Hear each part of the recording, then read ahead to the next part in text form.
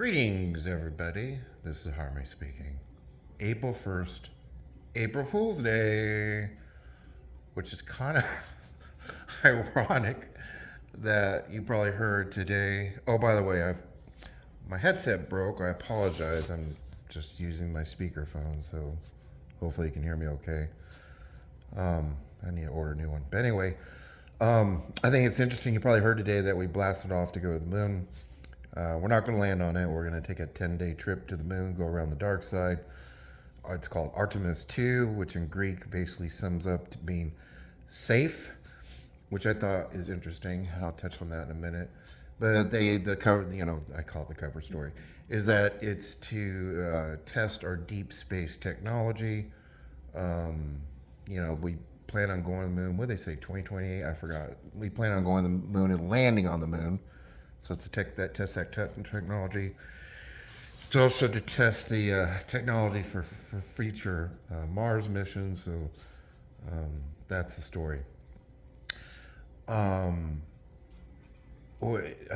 told my roommate about it, and he just started laughing. And we've never talked about this stuff because I just don't talk about conspiracy theory with people. But anyway, he just started laughing, and by the look on his face, I was like, "You don't think we went to the moon, do you?" He goes, "No, I don't." So I decided to touch on that today. So Artemis, meaning safe, I think it's funny because the conspiracy theories for those who believe we did go to the moon, that there was aliens there, and they basically, the reason we stopped going to the moon or landing on it is because the aliens kicked us off and said, "Don't come back or else." And we, took that to heart. And Artemis means safe. We're just going to do a flyby, keep it safe. I think it's kind of funny. The name of these military missions says it all. As you know, I was in the military, and all these missions and projects and stuff. I mean, the name just always. They're not even clever about it. The name just totally gives away the project. Of course, the name is supposed to be classified, but eventually it becomes declassified. But anyway, I just find it fascinating that even if you think we never went to the moon, if you think this Earth is flat, I think it's fascinating how people think everything up there is fake and it's just a projection. That's kind of interesting. If you don't know my personal opinion, or if you want my personal opinion, mine is that just like they did us, let's say we do live on a globe, a round ball.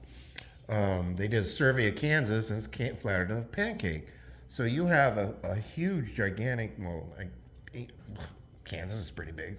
So you got a flipping state, a large piece of real estate, land, that's flatter than a pancake, but it's still on a globe, supposedly. Well, the same concept. We could just be the flat Earth model, how it's a circle and there's an ice ring around it, and that could all be very true. But it just happens. It's not like a piece of rock that's flat floating somewhere in space or wherever they think we exist. How we have to exist somewhere. I wonder where they think. Do they think space is real? I mean, anyway, then you get into your simulation theory. But anyway, no, we're just a flat part on a very gigantic globe. There's the 1,000-year-old map that was discovered, and it shows the map of all the continents. It shows this map was again like 1,000 years old. Back then they had no idea the shape of all the real estate, all the continents, and this map to a T, like to a flippin' T, like the minutest scale, has all the land masses in our what you call a flat Earth, and it shows it in a circle to a T. But outside of that, there's other continents. Admiral Byrd, if you know him, Navy, Admiral Byrd, United States Navy. He went down to the South Pole a few times, and you can watch it to this day. It's a little hard to find, but I don't know, Admiral Byrd interview. He talks about how he went beyond the poles, and he said, what was it, 2,000 or 5,000 miles? I forget which. Miles beyond the pole, he ran into another continent, full-blown continent. There's this book that's really extremely difficult to get. It probably cost you thousands of dollars if you could get it. I don't even know if I can't even find a copy to read. But it's called Beyond the Poles. It was back in the days before we started flying. I forget the year. I don't know, 15, 16, whatever those hundreds, a long time ago. He sailed to the South Pole and he went beyond the poles. And this guy found I do remember him saying 5,000 miles. There's a continent beyond the South Pole, and he kept going. He found a second continent. So he found two continents, but he didn't find any people um, that I recall in the story. So he found continents. So basically, I believe that we're just on a big, gigantic, round ball globe, and it does rotate, and we're, you know.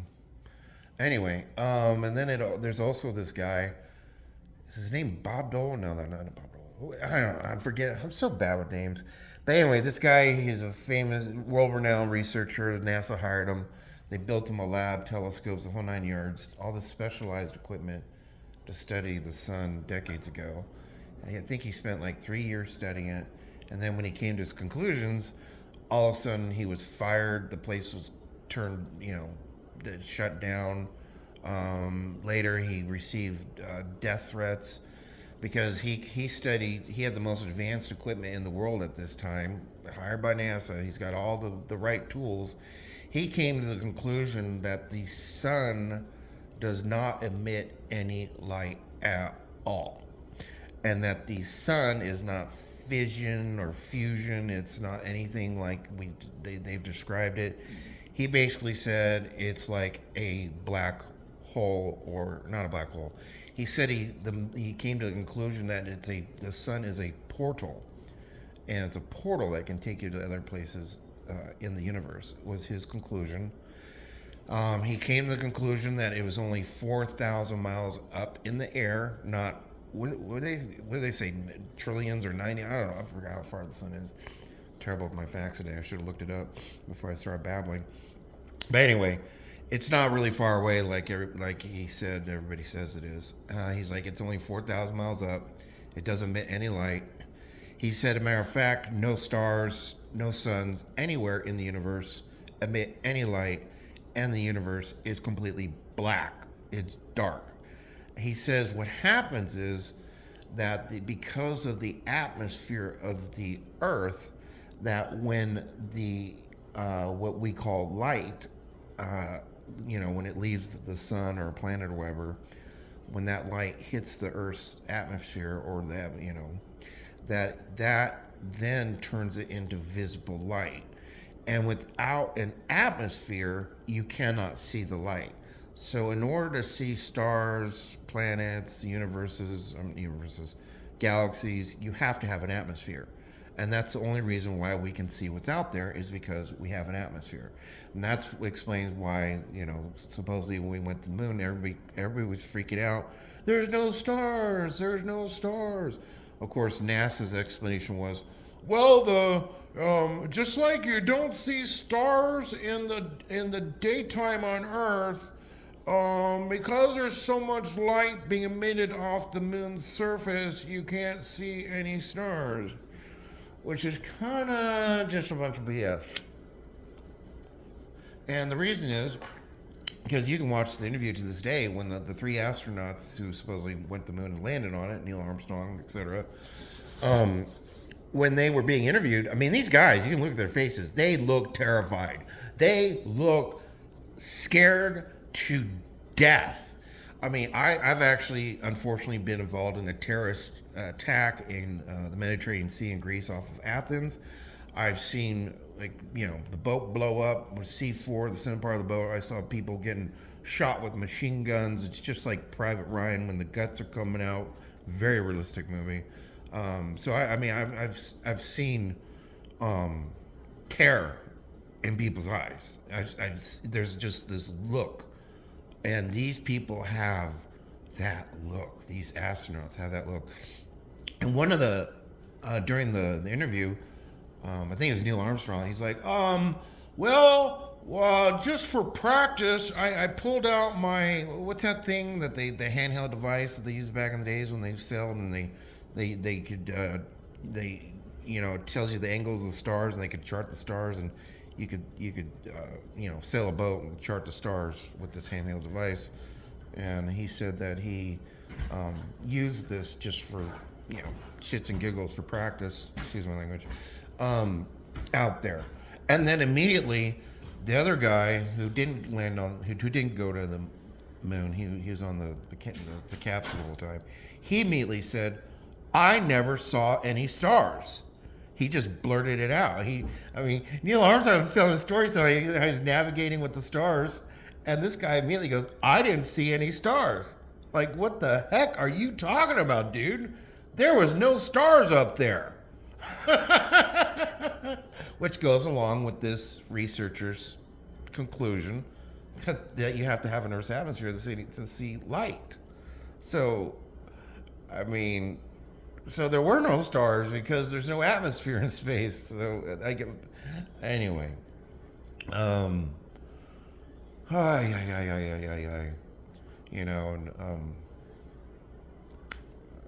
Basically, I've talked about this before. I was an air traffic controller for a little bit in the Navy before I started, getting in all my ridiculous working below the president crap.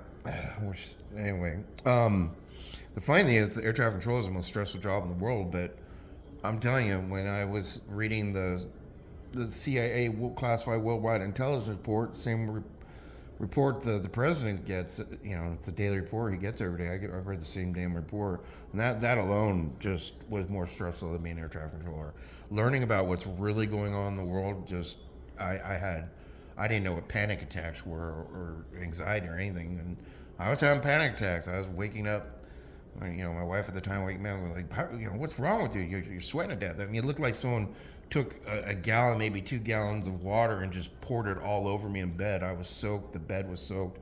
I was just sweating to death at night. I was having panic attacks because I knew what was really going on in the world. It was the most terrifying experience of my whole life. It was just frightening to know what was really going on in the world. And then there's other reports and yada yada. It's also when I found out that we didn't use the internet. It was an intranet because we didn't want to get hacked from the outside world, and I could send. I looked at the list one day. I was sending some message traffic, and I had to choose my the classification level, and above there's top secret on there. Above that it said cosmic. And I'll never forget the day I saw that. I started laughing. I almost fell out of my chair. Cosmic. I was like, are you kidding me? Cosmic secret? Oh, that was a good one. But anyway, I digress. Oh my gosh. What was my point? Oh my gosh. I forgot my point. Well, anyway. Well, until next time, everybody. I hope you're all doing well. I hope you're all doing well out there. God bless, peace, and be well.